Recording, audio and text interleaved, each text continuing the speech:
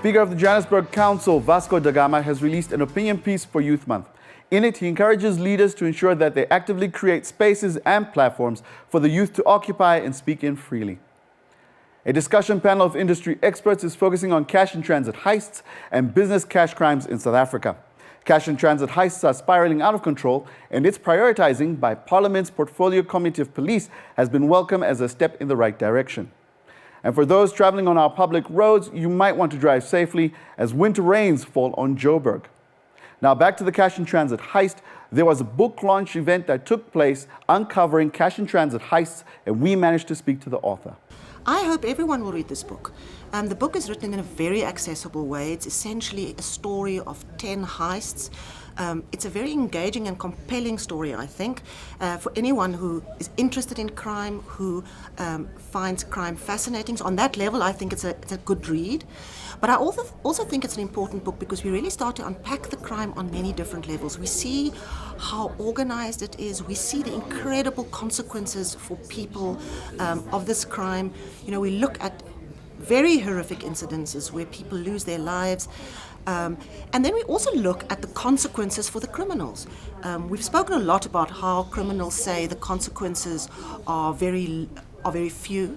But when you look at the 10 heists in my book, you realize that if the criminal justice system works the way it should and people end up in prison for life, then this is maybe not such an attractive crime to be committing. Crime has become a bit of a form of entertainment, right, for the public at large.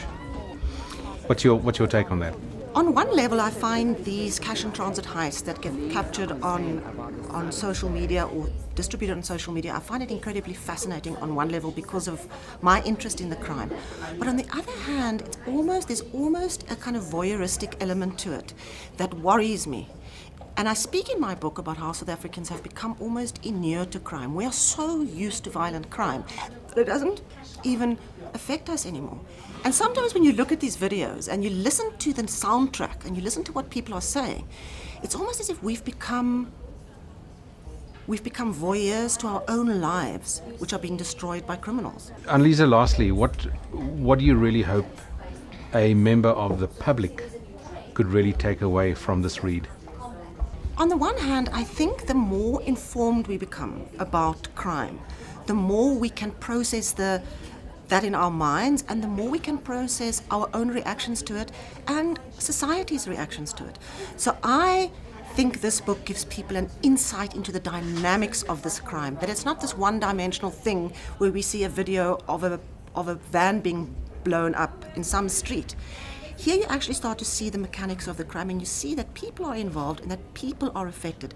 This is not a victimless crime. This is a crime that affects people profoundly, that affects our economy profoundly.